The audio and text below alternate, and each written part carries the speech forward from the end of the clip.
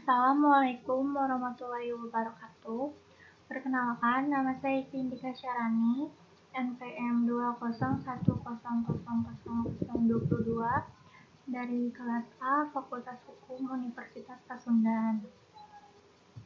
Di sini saya akan membawakan dua materi yang ada dalam mata kuliah Hukum Dagang untuk memenuhi ujian akhir semester saya atau UAS. Di sini pembahasannya ada dua materi. Materi pertama mengenai cara mendirikan perusahaan oleh suami dan istri. Lalu materi yang kedua tentang organ-organ perusahaan beserta tanggung jawab dan wewenangnya. Ini membahas materi pertama, cara mendirikan perusahaan oleh suami dan istri. Berikut penjelasannya. Pasangan suami istri merupakan satu kesatuan subjek hukum terkait kepemilikan harta sehingga tidak bisa mendirikan PT atau perseroan terbatas karena tidak memenuhi syarat jumlah pendiri dan pemegang saham PT.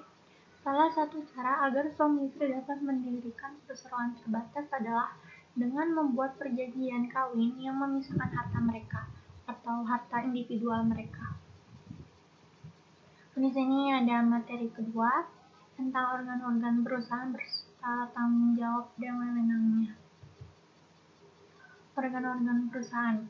Menurut Undang-Undang Nomor 40 Tahun 2007 tentang Perseroan Terbatas atau Undang-Undang PT, perseroan terbatas memiliki 3 organ penting, yaitu yang pertama ada rapat umum pemegang saham atau RUPS, yang kedua ada direksi, dan yang ketiga ada dewan komisaris. Apa saja tanggung jawab dan wewenang organ-organ perusahaan? A. Rapat umum pemegang saham atau RUPS. Menurut pasal 1 angka 4 Undang-Undang Perseroan Terbatas, RUPS adalah organ perseroan yang mempunyai wewenang yang tidak diberikan kepada direksi atau dewan komisaris dalam batas yang ditentukan dalam undang-undang ini dan atau anggaran dasar. RUPS sendiri mempunyai kewenangan yaitu yang pertama mengambil keputusan sesuai dengan ketentuan forum yang terdapat dalam UU PT. Lalu yang kedua, mengubah anggaran dasar sesuai dengan ketentuan forum yang terdapat dalam Undang-Undang Perseroan Terbatas. Lalu yang terakhir, yang ketiga, menyetujui penggabungan, peleburan, pengambil alihan atau pemisahan, pengajuan permohonan pilot, perpanjang jangka waktu berdirinya, dan pembubaran perseroan sesuai dengan ketentuan yang terdapat dalam Undang-Undang Perseroan Terbatas.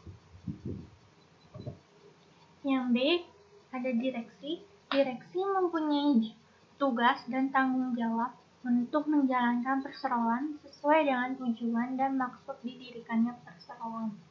Direksi mempunyai kewenangan untuk menjalankan pengurusan perusahaan dengan kebijakan yang dipandang tepat dan dengan batas yang ditentukan oleh undang-undang dan atau anggaran dasar.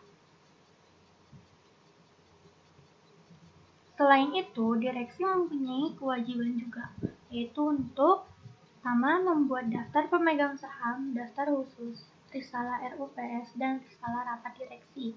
Yang kedua, membuat laporan tahunan untuk disampaikan kepada RUPS.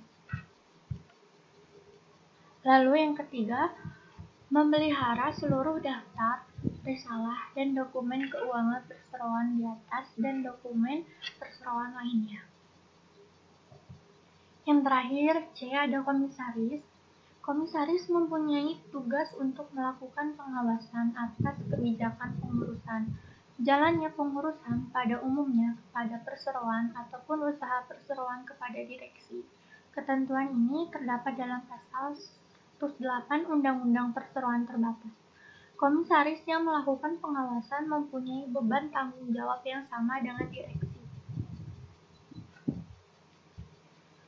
Kewajiban mengenai tugas komisaris terdapat dalam pasal 116 Undang-Undang Perseroan Terbatas.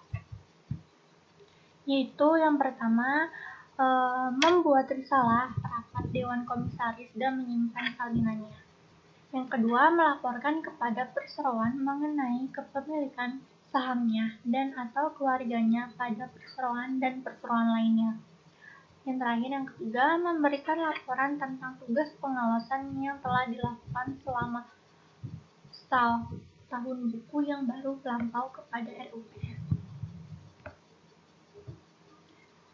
Itu tadi penjelasan mengenai materi yang telah saya bawakan. Mohon maaf jika ada salah dalam pengucapan maupun perkataan yang saya ucapkan tadi. Jika ada kekurangannya juga selama membawakan materi ini. Sekian dari saya. Saya ucapkan terima kasih atas perhatiannya. Assalamualaikum warahmatullahi wabarakatuh.